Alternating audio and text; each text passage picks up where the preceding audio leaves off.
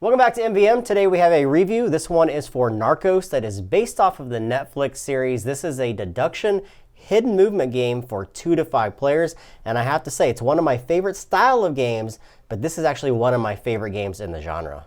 Yeah, it's weird because you call it hidden movement, and it does play and feel like a hidden movement game, but Pablo Escobar doesn't actually move. And that's the very unique thing about this game. Which is very interesting. So we're gonna kind of glaze over the rules. There's a lot of information about the game already online. We really want to get into our review because this is an MVM approved title. We want to tell you why we like the game, but we are going to touch base a little bit about what you're trying to do in the game. That's right. So if you're unfamiliar about Narcos, Narcos is well, in the 1980s, drug trafficking was huge, especially in Colombia. They trafficked cocaine into the U.S. So Netflix made a series about Pablo Escobar, who was one of the biggest drug trafficker of all time in Colombia. And this is about him hiding throughout Colombia, pushing drugs through his network, and then trying to actually become the president of the country itself through his nefarious network of people. So as Pablo, I am trying to become the president or to fulfill 3 objectives in a timely fashion. That's right. And the other players, which would be me in this case and anybody else that played with me, takes control of the various factions that were all chasing down Pablo. And this is actually cooperative. You'll split these 4 different factions up amongst all the players, or in the case of a 2-player game, 1 player is just going to control all 4 factions. So if you're familiar with games like Letters from Whitechapel, Fury of Dracula, those hidden movement style of games, you're going to have some familiarity with this style of game. Yeah. However, as we said at the very beginning, as Pablo, you don't move, and that's the really unique part about the game.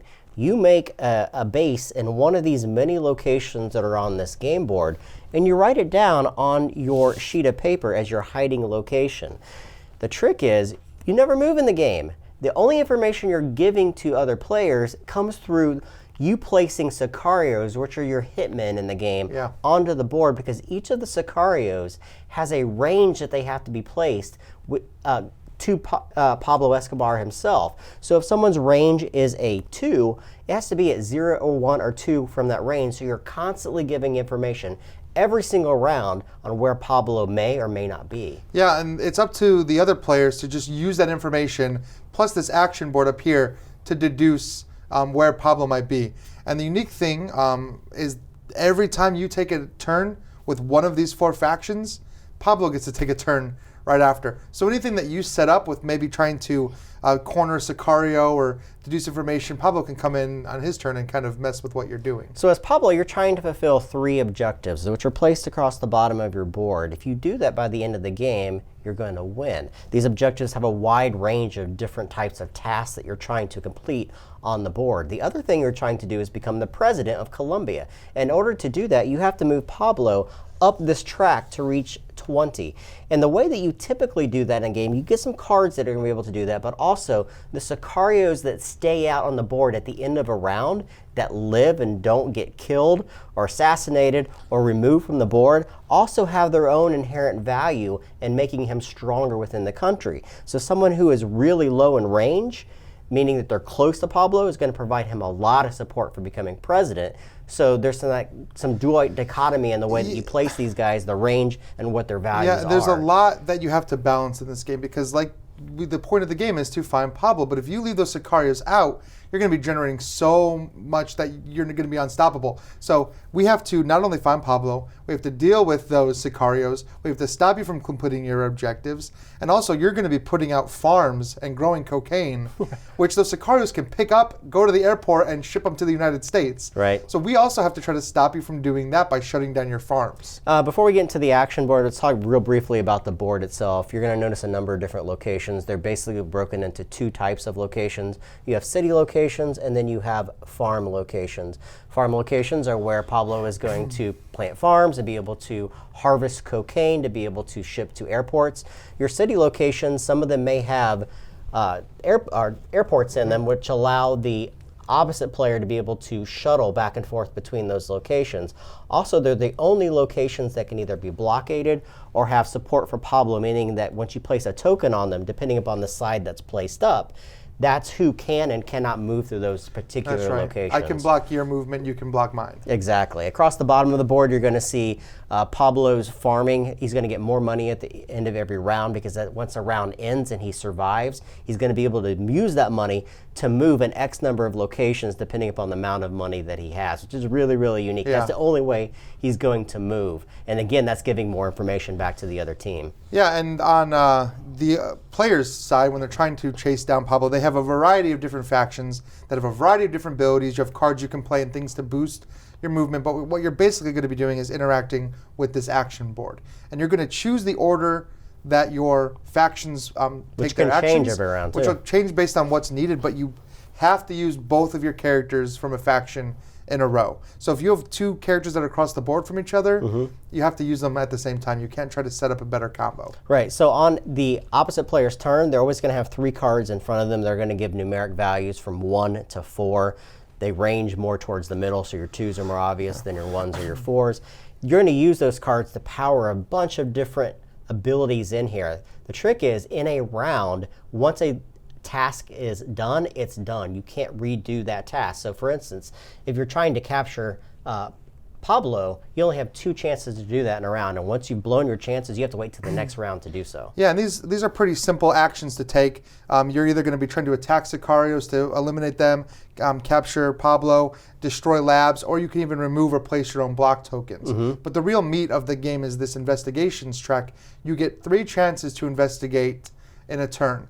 And what's cool is they give you these little house tokens that are going to be really hard to see on camera probably, but you're going to use these to kind of keep track of where Pablo is. So for example, on a turn, I can use a 1 under a region and say, is Pablo Escobar in this region? Yeah. And you might say yes, in which case later I can use a 2 and say, is he in a farm or a city?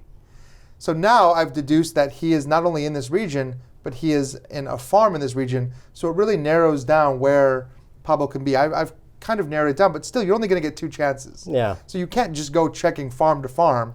You need to wait for him to play some of the Sicarios to further deduce where he might be. And you're going to keep doing this round after round until one of those 3 conditions is met. Now, for the opposite team to win outside of Pablo, they have to capture him twice, which is really unique because once you capture Pablo once, he's going to be able to move and relocate anywhere on the board within Colombia to restart that process again. Now, there's a lot of other actions they're going to take on the Pablo turn. They're going to be using Sicario cards to be able to take a whole wide variety of actions because each of these cards has their own innate abilities as well. So let's actually talk about the review because we can start talking more about gameplay as we talk about the actual review itself.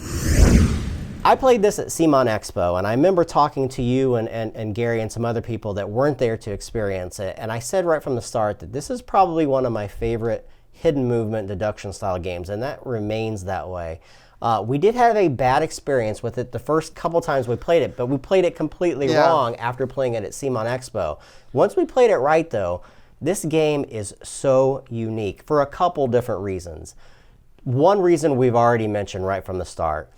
The stationary position of Pablo at the beginning of the game is so unique because that creates this tension and this net that you don't feel in Letters from Whitechapel, that you don't feel in Fury of Dracula, because the protagonist is always moving around and changing locations from place to place.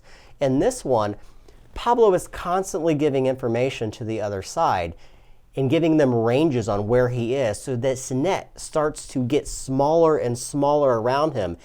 And Pablo has to play a Sicario. He has to do that. So every round he's choosing, do I want to give them 2 spaces away, or do I want to give them 5 spaces away, and keep them guessing? And that's a really unique part about this game that I love. Yeah, I think that's honestly a feeling that I've never felt in another game before. Nope. And when you mentioned earlier that after you catch Pablo the first time, he gets to move, you pay X number of dollars. You can move up to X number of spaces, but you cannot move through my figures or my blockade tokens. Yeah. So I've played both as Pablo and as the organizations. Yeah. And that feeling of looking at the board and realizing that you've got like a line of guys, and it's like, how do I get through this? Yes. It's really tense. You need to try to lure them away, send Sicarios maybe, trick them or encourage them to chase your Sicarios down so they break that blockade so that you have a chance to slip through when it's time to move. I also love the limited amount of actions that the other side has. Being able to watch and know the actions that they've taken,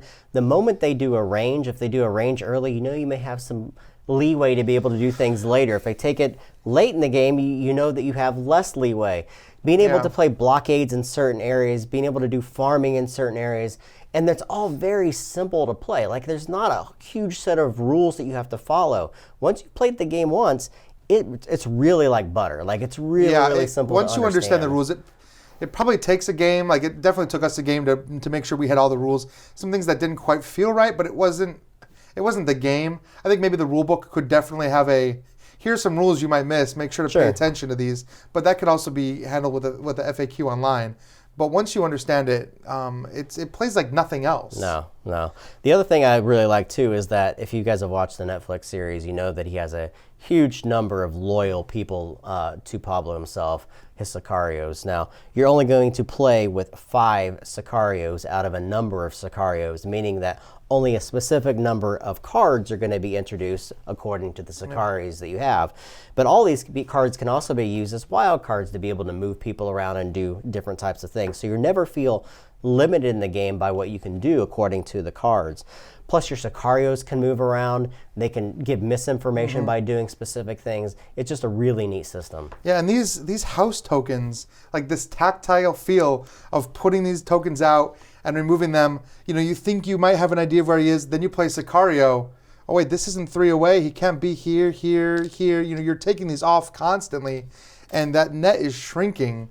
So where you end up with maybe 2 or 3 possible spots, but even when you have it narrowed down to 2 spots, you're taking a gamble on which space to take. And the cool thing about that too is you may not feel this the first time you play the game, but once you've played the game once and you make a mistake on your calculations, especially as Pablo, and you don't see a line that they could have got through, it's like, just like the show, like how could I have let that territory not be blocked off? How could I have not moved my Sicario into that particular position to block movement in there? Because you see positions, you're like, okay, the 3 spaces away.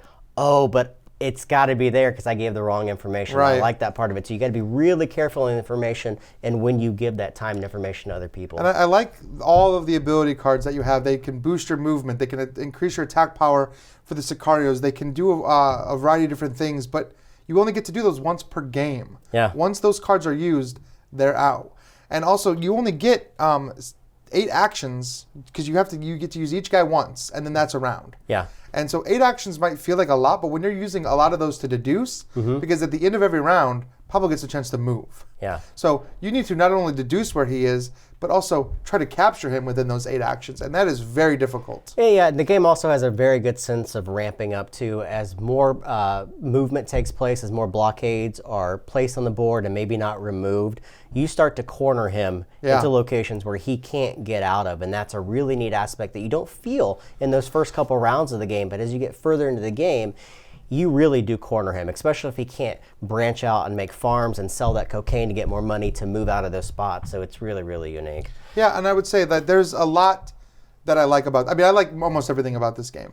The one spot I feel like where this game does fall apart is you have 3 rounds, you have 3 objectives, and then it feels like if you don't capture Pablo by the end of those 3 rounds, that Pablo escapes, game should be over. Yeah. But it kind of continues in like this overtime thing where the game keeps going, but like you're not really adding anything new. And it feels kind of weird because like the board is specifically designed to hold 3 rounds, like, and it feels like a 3-round game. Yeah. But that, you're usually going to have 1 per player win within that was first kind of an game. obscure rule in the book where it didn't really mention that it says right here you play through 3 seasons, and if the objectives aren't met on either side that you just keep playing, I would also like to see it end at 3 seasons. Like if Pablo is not captured by the end of season 3, he just kind of escapes and he wins. That's one of the other win condition that can happen. But maybe it's a balancing issue. I don't know. I don't know either. But it just, the game kind of broke down in that 4th round. But usually a game is not going to last 4. Yeah. What you didn't mention, Pablo only has to complete 3 of those objectives.